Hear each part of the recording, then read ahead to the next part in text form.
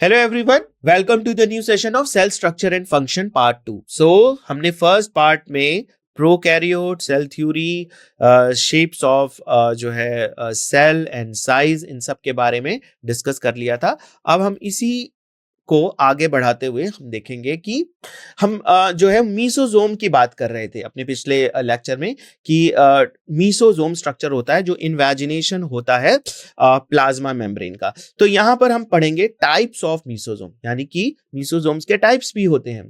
क्योंकि आपको याद होगा कि मीसोजोम को मैंने बताया था कि रेस्पिरेशन में भी इन्वॉल्वमेंट है, सेल वॉल फॉर्मेशन में इन्वॉल्वमेंट है, देन उसके बाद जो है रेप्लिकेशन में भी इन्वॉल्वमेंट है।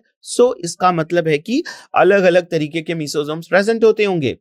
मीसोजोम यहां पर दो तरीके के प्रेजेंट होते हैं, सेप्टल एंड लेटरल। जो सेप्टल मीसोजोम होता है ये जो है connected to the cell wall of a dividing cell और द न्यूक्लियोइड, है ना। ये जो है न्यूक्लियोइड के डिवीजन में हेल्प करता है ना, और सेल वॉल के फॉर्मेशन में भी। Lateral mesosomes are not connected with the nucleoid, जबकि दूसरा वाला होता है वो न्यूक्लियोइड से कनेक्टेड नहीं होता। लेटरल मीसोजोम का फंक्शन होता है रेस्पिरेटरी एंजाइम रिलीज करना और रेस्पिरेशन प्रोसेस में हेल्प करना। Septal and lateral. सेप्टल वाला जो है वो सेल वॉल फॉर्मेशन और रेप्लिकेशन ऑफ न्यूक्लियोइड में हेल्प कर रहा है, जबकि लेटरल मीसोजोम जो होता है वो जो है रेस्पिरेटरी एंजाइम बनाता है, इसलिए वो रेस्पिरेशन से रिलेटेड फंक्शन को गवर्न करता है। क्रोमैटोफोर्स, ये भी एक इन्वेजिनेशन था। Like prokaryotes, in some prokaryotes like cyanobacteria and purple bacteria, there are other membranous extensions into the cytoplasm called chromatophores which contain pigments, है ना। जो साइनोबैक्टीरिया है, ब्लू ग्रीन एल्गी है, या पर्पल बैक्टीरिया है जो कि फोटोसिंथेसिस प्रोसेस करते हैं। अब फोटोसिंथेसिस प्रोसेस करने जो है ग्रीन प्लांट करते हैं, तो आपको याद होगा कि उनमें जो है वो एक क्लोरोप्लास्ट पाया जाता है, प्लास्टिड्स, है ना।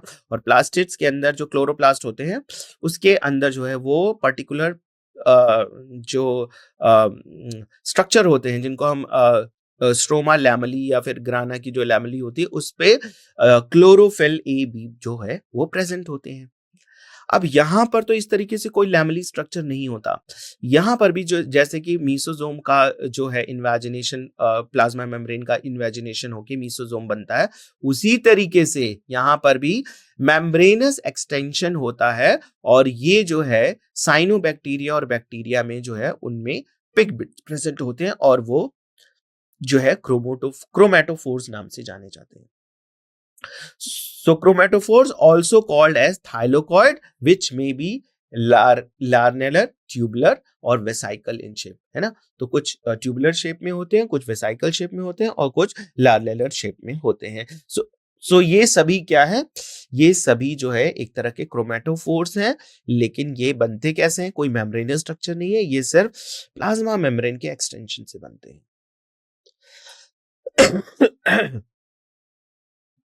अब यहां पर हम पढ़ेंगे क्रोमैटोफोर्स के types. Different types of chromatophores होते हैं। In cyanobacteria the thylakoid membrane contain photosynthetic pigments, जिनको हम क्लोरोफिल ए और कैरोटीनॉइड्स कहते हैं, है ना। साइनोबैक्टीरिया में जो थाइलाकोइड मेम्ब्रेन जो होता है वो फोटोसिंथेटिक पिगमेंट क्लोरोफिल ए और कैरोटीनॉइड्स को कंटेन करता है। कुछ ग्रैन्यूल्स फाइकोबिलीन्स के भी इसमें अटैच्ड होते हैं।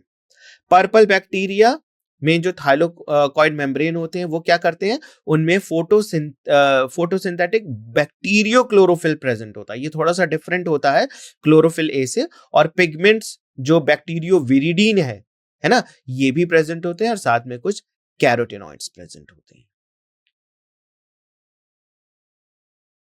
In nitrifying bacteria, these membranes may form aggregates to the oval, flattened, or the tubular vesicle, which are attached to the plasma membrane and help in increasing the surface area of metabolic activity। जो chromatophores जो nitrifying bacteria में होते हैं, ये काफी flattened tube और vesicles like structure बनाते हैं, और ये प्लाज्मा मेम्ब्रेन का काफी एक्सटेंशन होता है ना, और सरफेस एरिया को इंक्रीज करता है, और जिससे कि इसकी मेटाबॉलिक एक्टिविटीज कई गुना बढ़ जाती हैं। साइटोप्लाज्म। अब हम बात करेंगे बैक्टीरिया के साइटोप्लाज्म की। तो cytoplasm constituting the fluid matrix within the cell encompasses both inorganic and organic compound। तो ये जो साइटोप्लाज्म होता है ये फ्लूइड मैट्रिक्स होता है ना, और इसमें दोनों तरीके के कंपोनेंट्स यानी कि इनऑर्गेनिक और ऑर्गेनिक कंपाउंड्स, दोनों तरह के यौगिक यानी कि कार्बनिक और अकार्बनिक दोनों प्रेजेंट होते हैं। प्रोकैरियोटिक सेल का जो साइटोप्लाज्म होता है इनमें साइटोप्लाज्मिक और साइक्लोसिस नहीं पाया जाता है ना। So in prokaryotic cell cytoplasm lacks cytoplasm streaming. तो साइक्लोसिस होती क्या है? अगर आप जो है यूकैरियोटिक सेल्स देखेंगे तो इसकी जो साइटोप्लाज्म है ना ये इस तरीके से सर्कुलरली मूव करती रहती है, वो एक जगह स्थिर नहीं रहती, वो मूव करती रहती है ना। ये साइक्लोसिस है। साइटोप्लाज्म स्ट्रीमिंग यानी कि साइटोप्लाज्म कंटिन्यूअस मूव कर रहा है। बैक्टीरिया के केस में ये बिल्कुल नहीं होता है ना। And does not contain membrane bound cell organelles, और कोई भी membrane bound cell organelles, mitochondria, chloroplast है ना, plastids, lysosomes, Golgi apparatus, endoplasmic reticulum, nucleus कुछ नहीं पाया जाता। न्यूक्लियस की तो हम ऑलरेडी बात कर चुके हैं कि न्यूक्लियस मेम्ब्रेन बाउंड नहीं होता है, और न्यूक्लियस के अंदर का जो कंटेंट है यानी कि जो क्रोमोसोम है वो सर्कुलर फॉर्म में होता है और वो साइटोप्लाज्म में ही पड़ा होता है, और उस पर्टिकुलर स्ट्रक्चर को हम न्यूक्लियोइड कहते हैं। Its granular appearance results from the presence of inclusion bodies and ribosome। लेकिन ये जो बैक्टीरिया के अंदर जो साइटोप्लाज्म प्रेजेंट होता है वो थोड़ा ग्रैन्युलर होता है। ग्रैनुलर इसलिए हो जाता है क्योंकि इसमें बहुत सारे इंक्लूजन बॉडीज प्रेजेंट होती हैं, और यस राइबोसोम प्रेजेंट होते हैं।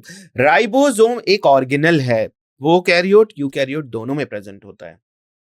एग्जामिनेशन में कई बार पूछा जा सकता है कि यूकैरियोटिक सेल में विदाउट एनी मेम्ब्रेन बाउंड है ना, बिना मेम्ब्रेन के कोई ऑर्गेनल प्रेजेंट है, तो वो कौन सा है? वो है राइबोसोम। राइबोसोम के ऊपर कोई भी मेम्ब्रेन जो है वो नहीं प्रेजेंट होती है। सो ये प्रोकैरियोटिक में भी प्रेजेंट होते हैं लेकिन यूकैरियोटिक से थोड़ा डिफरेंट होते हैं, ये हम अभी स्टडी करेंगे। सो ये आप देख सकते हैं कि साइक्लोसिस इन साइटोप्लाज्म जो है वो यहाँ पर नहीं होता है, और ये जो है एक बैक्टीरियल सेल को रिप्रेजेंट यहाँ पर किया गया है। इसके साथ जो है बैक्टीरियल सेल इंक्लूजन बॉडीज जो है उसके बारे में हम बात करेंगे कि कुछ इंक्लूजन बॉडीज इसमें प्रेजेंट होते हैं। So there are non living structure present in the cytoplasm and they may occur freely inside the cytoplasm और covered with the non unit protein membrane, है ना। तो एक non unit protein membrane, protein की एक membrane होती है लेकिन वो यूनिट मेम्ब्रेन नहीं होती। अगर यूनिट मेम्ब्रेन कहीं पे भी आ जाता है टर्म तो इसका मतलब वो प्लाज्मा मेम्ब्रेन की बात हो रही है। लिपिड की बाइलेयर होगी और बीच बीच में कहीं कहीं प्रोटीन्स प्रेजेंट होंगे, ये प्लाज्मा मेम्ब्रेन का स्ट्रक्चर है। लेकिन यहाँ पर जो है वो कोई ऐसी मेम्ब्रेनस स्ट्रक्चर तो है लेकिन ये यूनिट मेम्ब्रेन वाली स्ट्रक्चर नहीं है ना। सो इंक्लूजन बॉडीज जो होती हैं उनमें इस तरीके से non unit protein membrane present होता है। तीन तरह के इंक्लूजन बॉडीज होती हैं, gas vacuoles, inorganic inclusions and food reserve. तो हम बात करेंगे गैस वैक्यूल्स की। गैस वैक्यूल्स जो होते हैं वो इनको बॉयंसी प्रोवाइड करते हैं, है ना। So gas vacuoles are cylindrical hollow structures impermeable to water but permeable to atmospheric gases. इनमें एटमॉस्फेरिक गैसेस तो प्रेजेंट होती है लेकिन कोई भी जो है वाटर वगैरह जो है वो परमिट करके अंदर नहीं जा सकता। गैस प्रेजेंट होती है और ये हॉलो होती है, अंदर कुछ सिर्फ जो है एयर प्रेजेंट होगी। And these structure assist the aquatic autotrophic bacteria in floating with in the water. और ये गैस वैक्यूल्स होने की वजह से जो बैक्टीरिया एक्वेटिक एनवायरनमेंट में रहते हैं, वाटर में रहते हैं, पानी में रहते हैं, वो इस गैस वैक्यूल से चिपके रहते हैं और वो फ्लोट करते रहते हैं ऊपर ही सरफेस ऑफ वाटर पे, और अपने लिए जितनी भी चीजें होती हैं उस वाटर से ले रहे होते हैं।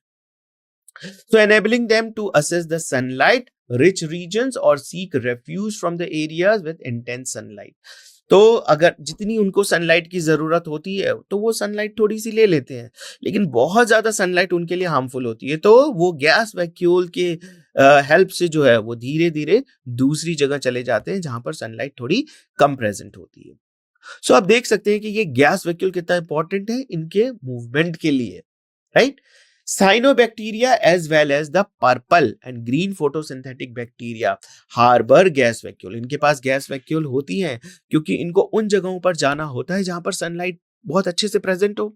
फोटोसिंथेसिस के लिए इनको लाइट चाहिए, राइट। सो साइनोबैक्टीरिया और ग्रीन पल्पर बैक्टीरिया जो होते हैं वो गैस वैक्यूल्स की सहायता से उन जगहों पर मूव करके चले जाते हैं जहां पर सनलाइट जो है वो प्रचुर मात्रा में प्रेजेंट होती है, ज्यादा मात्रा में उनको मिलती है और वो ज्यादा मात्रा में फोटोसिंथेसिस कर सकते हैं। अब जो दूसरी इंक्लूजन बॉडीज है वो है इनऑर्गेनिक इंक्लूजन, यानी कि इनऑर्गेनिक सब्सटेंसेस जो है वो उनमें प्रेजेंट होते हैं। Bacteria store food reserve material in the cytoplasm as inorganic inclusion, है ना, फूड रिजर्व मटेरियल को स्टोर कर लेती है। Major type of these inclusion include the phosphate granule.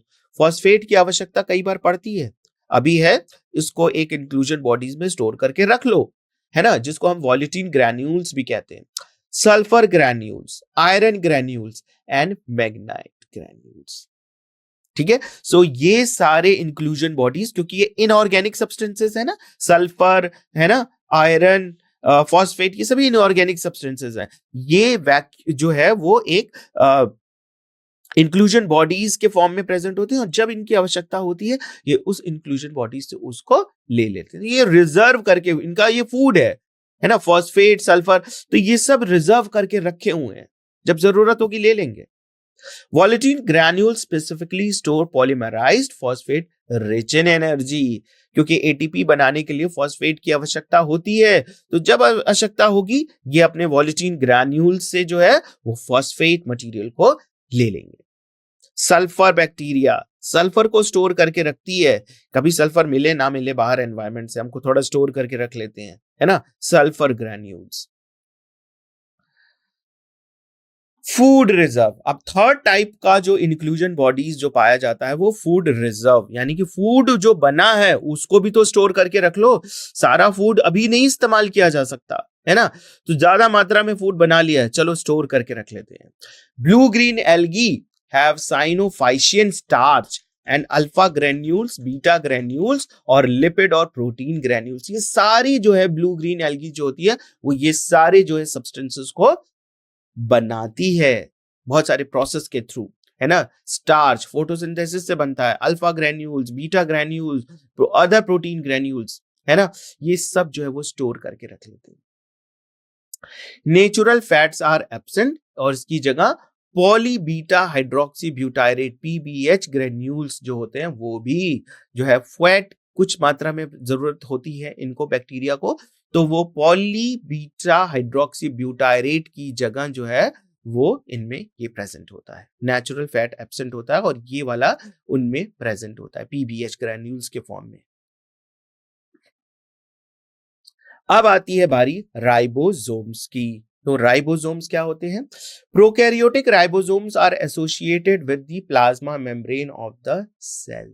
ये जैसे आपको याद हो कि एंडोप्लाज्मिक रेटिकुलम से जो है राइबोसोम्स अटैच होते हैं और वो endoplasmic reticulum rough endoplasmic reticulum जाना जाता है, और वो एंडोप्लाज्मिक रेटिकुलम मेजरली जो होता है वो प्रोटीन सिंथेसिस के लिए रिस्पॉन्सिबल होता है, उसके ल्यूमेन में अंदर प्रोटीन बन रही होती है, जबकि स्मूथ वाले जो होते हैं वो स्टेरॉल्स या जो है वो दूसरे जो है हार्मोन्स के लिए जो सब्सटेंसेस होते हैं वो बना रहे होते हैं। सो यहाँ पर अगर हम प्रोकैरियोटिक सेल की बात करें तो राइबोसोम जो है वो साइटोप्लाज्म में तो डिस्ट्रीब्यूटेड होते ही है ना, डिस्पर्स होते हैं, उसके साथ साथ ये प्लाज्मा मेम्ब्रेन जो कि इसकी सेल एनवेलप की सबसे अंदर वाली लेयर है उससे भी अटैच्ड होते हैं। And they are about 15 nm micrometer by 20 nm in size and are made up of two subunit 50s and 30s, है ना, दो सब यूनिट, जो बड़ा सब यूनिट होता है वो 50s और जो छोटा सब यूनिट होता है वो 30s, और ये दोनों यूनाइटेडली जो होते हैं वो 70s टाइप ऑफ राइबोसोम बनाते हैं, जबकि यूकैरियोट्स में 80s टाइप ऑफ जो है वो पाया जाता है ना। तो 70s डिनोट, ये जो S होता है ये सेडिमेंट जो है सेडबर्ग यूनिट होता है, ये सेडिमेंटेशन कोफिशिएंट को रिप्रेजेंट करता है, क्योंकि जब आप इस बैक्टीरिया से जो है निकालेंगे ना, तो इसको सेंट्रीफ्यूज मशीन में अगर आप डालेंगे, है ना, तो आप देखेंगे कि ये सेडबर्ग यूनिट जो इसकी यूनिट होती है वो सेडिमेंटेशन कोफिशिएंट का एक जो है वो पैमाना होता है, जिसको हम इससे डिनोट करते हैं S से। सो ये उसको रिप्रेजेंट करता है। Ribosomes are made up of RNA, ribose, nucleic acid and proteins. तो राइबोसोम इसके अंदर क्या होते हैं, इसके अंदर आपको आरएनए मिलेंगे और कुछ प्रोटीन्स भी मिलेगी, है ना।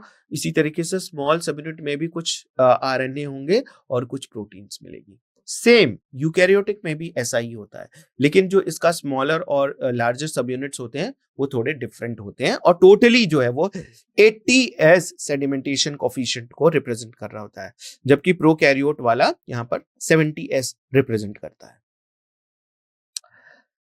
Ribosomes are the site of protein synthesis. तो जहां राइबोसोम्स होते हैं वहां पर प्रोटीन की सिंथेसिस होती है। सेवरल राइबोसोम में attach a single mRNA and form a chain of ribosomes called polyribosome. तो इस तरीके से चेन बन जाती है, ऐसे आपको देख सकते हैं स्ट्रक्चर, ये mRNA है और ये पॉलीराइबोसोम्स या पॉलीजोम्स को रिप्रेजेंट करते हैं।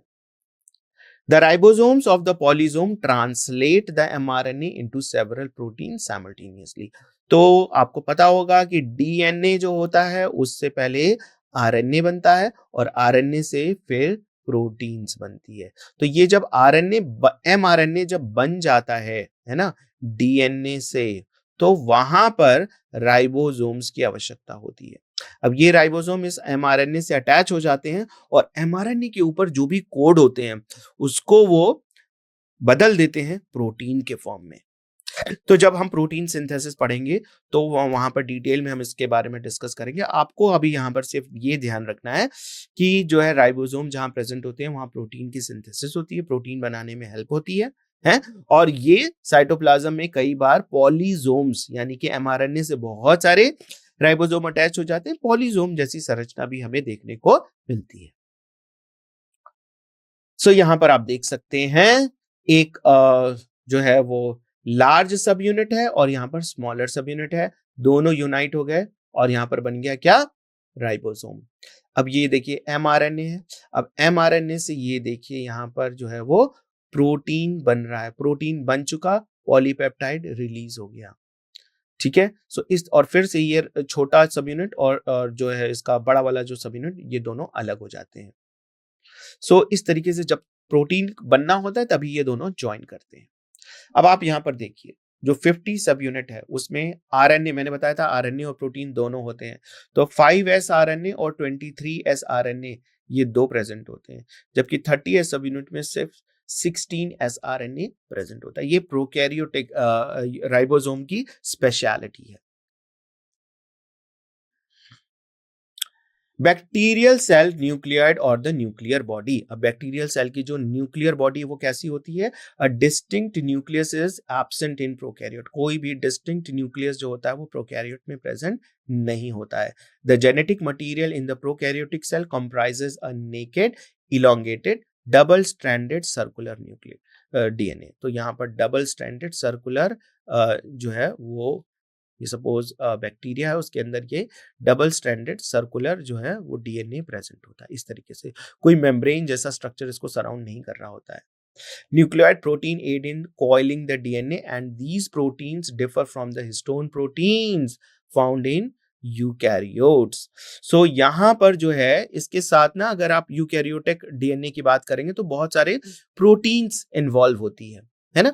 इसको इनफोल्डिंग करके रखते हैं, इसको एक पर्टिकुलर सोलेनॉइड स्ट्रक्चर बनाते हैं, वो जब हम यूकैरियोट पढ़ेंगे तब इसके बारे में डिस्कस करेंगे। तो वहां पर जो है ना हिस्टोन प्रोटीन की आवश्यकता होती है। ये हिस्टोन प्रोटीन बैक्टीरियल जो डीएनए है उसमें टोटली एब्सेंट होता है। The genetic material remain essentially uncovered, lacking the protection of the nuclear membrane. कोई भी न्यूक्लियर मेम्ब्रेन यहाँ पर प्रेजेंट नहीं होता और इनको कोई प्रोटेक्शन नहीं प्रोवाइड कर रहा होता है. सो आप यहाँ पे देख सकते हैं कि क्रोमोसोमल डीएनए है यहाँ पर, राइट, ये रेड कलर में रिप्रेजेंट किया गया है जिसको हम न्यूक्लियोइड कहते हैं. इसके साथ साथ कुछ एक्स्ट्रा क्रोमोसोमल डीएनए भी होता है सर्कुलर फॉर्म में, ऐसे यहाँ पर साइटोप्लाज्म में प्रेजेंट होते हैं जिसको हम प्लाज्मिड डीएनए कहते हैं. अब हम डिस्कस करेंगे इसी के बारे में, प्लाज्मिड के बारे में. In addition to the genetic DNA, many bacteria have small circular DNA outside the genomic DNA, जिसको हम extra chromosomal DNA भी कहते हैं. These smaller DNAs are called plasmid. और ये छोटे छोटे जो DNA होते हैं जो साइटोप्लाज्म में ऐसे ही सर्कुलर फॉर्म में प्रेजेंट होते हैं, उनको हम प्लाज्मिड्स कहते हैं. The plasmid can replicate independently. जैसे सर्कुलर DNA जो मेन सेंटर DNA होता है वो रेप्लिकेट करके अपनी कॉपी बनाता है, उसी तरीके से ये वाले जो छोटे प्लाज्मिड वाले डीएनए है ये भी अपने आप को रेप्लिकेट करके अपनी कॉपी बना सकते हैं. The plasmid DNA confers certain unique phenotypic characters of bacteria. ये जो प्लाज्मिड डीएनए है ना, ये किसी न किसी फिनोटिपिक कैरेक्टर को रिप्रेजेंट करता है, यानी कि इसमें कुछ ऐसे जीन्स होते हैं जो कि इस फिनोटिपिक कैरेक्टर्स को रिप्रेजेंट कर रहे होते हैं. One character is resistance to the antibiotics. Antibiotics से के लिए रेजिस्टेंस जो है कुछ कुछ बैक्टीरिया में प्रेजेंट होता है, और वो कहां पे प्रेजेंट होता है? इन्हीं प्लाज्मिड के ऊपर. वो सर्कुलर डीएनए में प्रेजेंट नहीं होता, वो प्रेजेंट होता है प्लाज्मिड वाले डीएनए पे. Plasmid DNA is used to monitor the bacterial transformation with the foreign DNA, है ना. ये जो हमें ये भी पता लगाने में हेल्प करता है कि कौन से बैक्टीरिया डीएनए में जो है वो ट्रांसफॉर्मेशन हो गया है, फॉरेन डीएनए जो है वो किस बैक्टीरिया में आया है, ये पता लगाने में ये जो है प्लाज्मिड जो है काफी मददगार साबित होते हैं. सो आप देख सकते हैं कि यहाँ पर एक जो है वो प्लाज्मिड्स है यहाँ बैक्टीरियल सेल में, इसको थोड़ा सा बड़ा करके यहाँ पे रिप्रेजेंट किया गया है. तो आप ये देख सकते हैं इसमें टेट्रासाइक्लिन रेजिस्टेंस है, यानी कि ये बैक्टीरिया अगर हम आप कल्चर मीडिया में ग्रो करा रहे हैं ना, इस तरीके से प्लेट ले लेंगे पेट्री डिश और उसमें कुछ कल्चर मीडिया हम डाल देंगे, न्यूट्रिएंट्स वगैरह होंगे बैक्टीरिया के ग्रो के लिए. तो ये बैक्टीरिया है प्रेजेंट है यहाँ पे, इसकी कॉलोनी बन गई है, राइट. अब आप यहाँ पर जो है डाल दीजिए टेट्रासाइक्लिन, कोई बैक्टीरिया नहीं मरेगा क्योंकि ऑलरेडी इसके प्लाज्मिड में टेट्रासाइक्लिन रेजिस्टेंस जीन है. चलिए टेट्रासाइक्लिन नहीं, एम्पीसिलिन डाल दीजिए, एम्पीसिलिन से भी नहीं मरेगा. चलिए क्लोरोमफेनिकॉल डाल देते हैं, यहां पर ये बैक्टीरिया जो है वो अपडेट कर जाएगा क्योंकि इसके पास क्लोरोमफेनिकॉल के लिए जो है वो कोई भी रेजिस्टेंस जीन नहीं प्रेजेंट है. सो रेजिस्टेंस जीन कहां पे प्रेजेंट होते हैं? इन्हीं प्लाज्मिड पे प्रेजेंट होते हैं. Bacterial cell flagella. Bacterial cells में भी मोटाइल और नॉन मोटाइल, कुछ बैक्टीरिया मोटाइल होते हैं, कुछ बैक्टीरिया नॉन मोटाइल होते हैं. If motile, they have the thin filamentous extension arising from their cell wall called flagella. तो अगर प्रेजेंट होते हैं, मोटाइल होते हैं, तो इनके पास फ्लैजेला प्रेजेंट होता है और ये जो है बैक्टीरिया सेल से इमर्ज आउट होता है, बाहर निकलता है. Bacteria show a range in the number of arrangement of flagella. तो बहुत सारे बैक्टीरिया में ना सिर्फ एक ही फ्लैजेला नहीं होता है, कई फ्लैजेला प्रेजेंट होते हैं, है ना. सो पार्ट्स ऑफ फ्लैजेला की बात करें तो इसके 3 पार्ट होते हैं, filament, hook and basal body. Function. Bacterial surface appendages, बहुत सारे अपेंडेजेस प्रेजेंट होते हैं. तो इनमें कौन कौन से अपेंडेजेस है? पिलाई, fimbriae, spine, which have no role in locomotion. इनका कोई लोकोमोशन में हेल्प नहीं है. अब पिलाई की बात करें तो पिलाई जो है वो भी जो इसका जीन होता है ना वो प्लाज्मिड पे प्रेजेंट होता है. अब 2 बैक्टीरिया हैं तो इनके बीच में ना इस तरीके से ट्यूब लाइक स्ट्रक्चर एक बन जाता है जिसको हम सेक्स पिलाई भी बोलते हैं. अब कई बार क्या कहता है कि बैक्टीरिया जो है ना अपने डीएनए को दूसरे बैक्टीरिया में ट्रांसफर करता है इस सेक्स पिलाई के through. A sort of conjugation process, sexual reproduction हम कह सकते हैं हो रहा है यहाँ पर. It is not a fully जो है वो sexual reproduction जैसा कि हम higher organism में देखते हैं वैसा नहीं हो रहा है, लेकिन यहाँ पर जो है डीएनए को एक सेल से दूसरे सेल में ट्रांसफर किया जा रहा है. सो ये पिलाई है. इसी तरीके से फिम्ब्रिए भी प्रेजेंट होते हैं इनके सरफेस पे ऐसे, है ना, अटैचमेंट वगैरह के लिए। Pili involve in conjugation, fimbriae help in clinging bacteria to the solid surface. Fimbriae जो होते हैं वो बैक्टीरिया को सॉलिड दूसरे सॉलिड सरफेस से अटैच करने के लिए रिस्पॉन्सिबल होते हैं। Spiny increases cellular surface to improve the nutrient binding and uptake. तो स्पाइनी जो होती है सरफेस एरिया को इंक्रीज कर देती हैं जिससे कि ये ज्यादा से ज्यादा मटेरियल को जो है वो ले सके। तो यहाँ पर कॉन्जुगेशन को यहाँ पर देखिए रिप्रेजेंट किया गया है कि इस तरीके से ये सेक्स पिलाई है ना। तो यहां से जो बैक्टीरिया को जो है वो इस सेल में भेजा जाता है। Classification of bacteria on the basis of staining. तो यहाँ पर ग्राम स्टेन जो है वो बहुत इंपॉर्टेंट है। बैक्टीरिया को ना स्टेन किया जाता है ना। हम और स्टेनिंग के हिसाब से जो रिजल्ट आता है उसके हिसाब से हम इसको दो ग्रुप में बांट सकते हैं।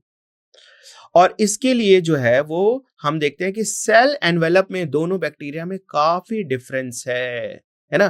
तो अब देखते हैं क्या होता है। All bacteria stain blue with the crystal violet और द ग्राम स्टेन। सारे बैक्टीरिया को जो है हम ब्लू स्टेन जो है क्रिस्टल वायलेट होता है या फिर हम ग्राम स्टेन भी जिसको बोलते हैं उससे स्टेन कर देते हैं और ट्रीट करते हैं 0.5 आयोडीन से सॉल्यूशन से and washed with the absolute alcohol. तो पहले स्टेन किया क्रिस्टल वायलेट से, फिर ट्रीट किया आयोडीन सॉल्यूशन से और फिर वॉश कर दिया अल्कोहल से, है ना। So the cell which retain the gram stain, जिनके पास अभी भी स्टेन है वो ग्राम पॉजिटिव है और जिनके पास वो स्टेन नहीं है वो ग्राम निगेटिव है। तो इस तरीके से हमारे पास दो फैमिली है बैक्टीरिया की, gram positive and gram negative. सो इसी के साथ मैं अपना ये लेक्चर यहां पर एंड करूंगा। Thank you very much.